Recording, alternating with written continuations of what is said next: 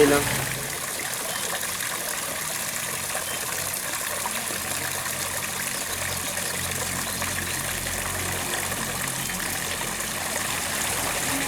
Anong ginagawa mo rito? Wala. Hinihintay ko lang yung sundo ko. Ah, mukha ako rin eh. Mukhang matatagalan tong kasama ko. Ah, sana mas matagalan pa. Ano yun? Yung sinabi mo? Wala. Kamusta na nga pala yung audition mo? Okay lang naman.